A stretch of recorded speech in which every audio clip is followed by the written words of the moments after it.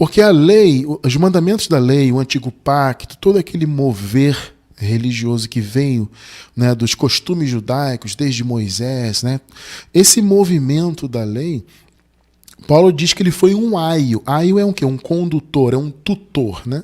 Então a lei foi como um aio para as pessoas, mas veja bem, ela foi. Porque o fim da lei foi Cristo, né?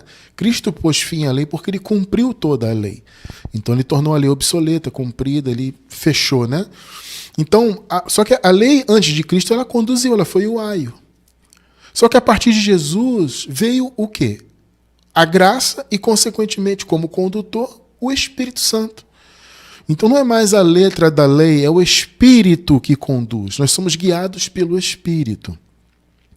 Só que as igrejas, chamadas igrejas, né, do sistema aí, elas dizem que são guiadas pelo Espírito, que as pessoas receberam o Espírito Santo lá na igreja deles, só lá que elas receberam, né, e que elas são guiadas pelo Espírito. Mas, na verdade, o que nós encontramos dentro dessas chamadas igrejas é o Espírito do mundo.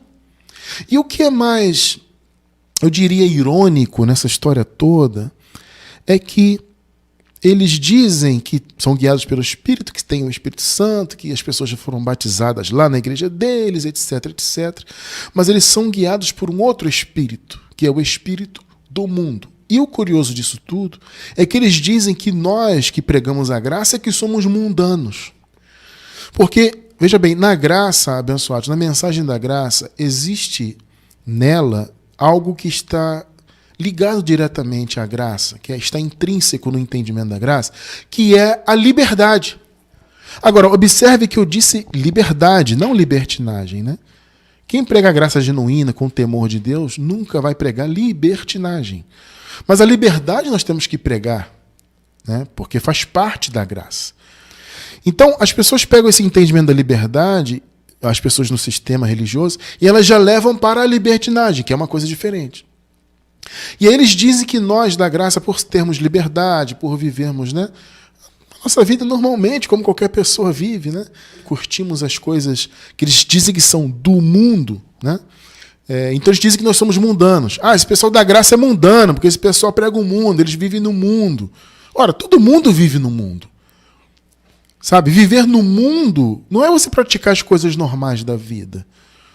Viver no mundo é você praticar os males do mundo, né, as obras más que há no mundo, e também você viver de maneira religiosa. Porque a religião é mundo. Porque, gente, veja bem, mundo é o quê? É o que não vem de Deus, da direção de Deus. Então, as obras más, que são obras da carne, da nossa própria natureza, quando você deixa a sua natureza muito à vontade, né, e faz o que a carne manda, isso é mundo? Claro que é, obviamente. Agora, você ser religioso também é. Só que essa parte aí o sistema não fala. Porque mundo para eles é você ir à praia, que é uma coisa normal, você frequentar um teatro, você ir ao cinema. Tem até algumas denominações hoje, que até antes eram mais radicais nesse sentido, que hoje estão mais liberais, entre aspas. Eles já até não implicam muito com isso. Mas até hoje há denominações que não deixam, por exemplo, mulher cortar o cabelo. Porque é pecado, porque... Enfim, eu não vou entrar nisso hoje, tá, amado? Eu não vou entrar em detalhes sobre isso, sabe? Mas é uma bobagem isso, que é proibindo as pessoas, no nosso contexto, né, de hoje, de sociedade, qual a lógica disso? Mas eles proíbem a mulher de cortar cabelo, de se embelezar, porque não pode. A mulher sofre mais, inclusive, né? As mulheres sofrem muito no sistema, porque não pode se embelezar, não pode cortar cabelo, não pode fazer nada. E aí as pessoas, em geral, não podem ir à praia, não podem fazer isso, não podem fazer aquilo, porque tudo é pecado, entre aspas, né? E tudo fazendo isso você está no mundo. Se você for ao cinema, cuidado que o cinema é mundo. Você pode até assistir esse filme, aquele filme, mas cuidado com esse filme aqui. Ou então, eles assim, proíbem, mas com aquela ressalva. Eles liberam, mas com aquela ressalva, ou então proíbem tudo, né? Então tem denominação que até hoje proíbe tudo isso aí. E dizem que isso é mundo. Só que eles não percebem que eles também são mundo, com toda a religiosidade deles. Porque a religiosidade, esse entendimento religioso, as doutrinas do sistema não são de Deus. E se elas não são de Deus, logo elas são do mundo. Porque a origem da doutrina é mundana. Veja bem, amado, a origem da doutrina da graça é o quê? É divino, é celestial. O apóstolo Paulo, quando recebeu a revelação, ele disse: olha, eu recebi a revelação não por homens, mas por revelação de Jesus Cristo. Então foi uma revelação de Jesus, do Cristo ressuscitado no terceiro céu, no paraíso. É algo divino. Agora, o sistema teológico religioso, ele é mundano, porque são entendimentos que não têm respaldo bíblico. Vocês compreendem o ponto? Então, se não tem respaldo bíblico, esse entendimento religioso vem da onde? Vem do coração do homem. Logo, é mundo. Então, o que as igrejas, chamadas igrejas hoje, vivem é o espírito do mundo. Nessas denominações não há a direção do Espírito de Deus. Ainda que haja, e há, obviamente, eu até creio que seja a maioria das pessoas, são filhas de Deus no Espírito. São salvas, sempre salvas no Espírito. Mas a mente delas não está salva, não está liberta. As mentes não estão libertas, né? Então as pessoas estão mentalmente presas naqueles sistemas e sendo guiadas pelo Espírito do mundo. Então, ou você é guiado pelo Espírito de Deus, ou pelo Espírito do mundo. Tá? Não tem como ser guiado pelas duas coisas. Você não pode se dizer, né, alguém que tem o Espírito Santo e que é guiado por ele, e ao mesmo tempo ser guiado por mandamentos, imposições, invencionices, coisas que não têm relação nenhuma com a palavra de Deus. É só você pensar, irmão, você que hoje está na graça, você tem condições de avaliar. Pensa aí no seu passado religioso. Eu sei que isso é ruim, eu também não gosto muito de lembrar do passado religioso, mas é bom a gente lembrar de maneira didática.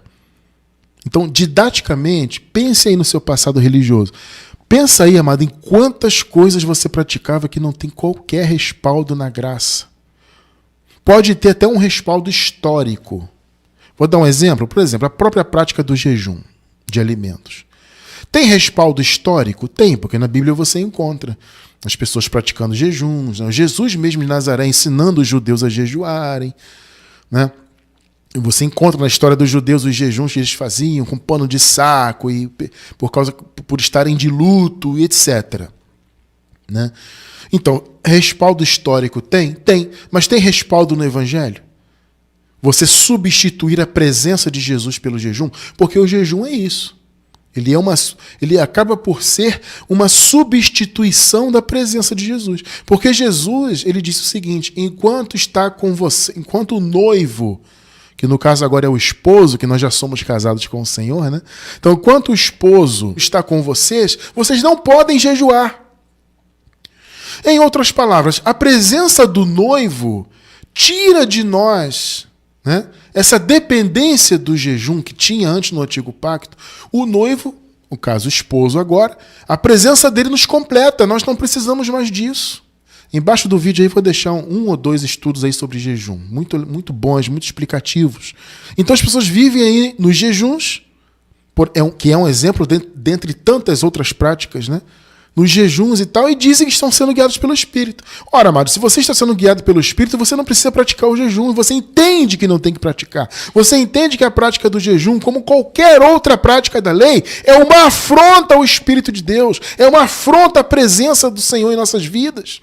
É uma afronta ao sangue que ele derramou. Amado, o Senhor derramou sangue, ele sofreu, mas sofreu um sofrimento que nenhum ser humano até hoje sofreu igual, para que hoje pudéssemos desfrutar da graça.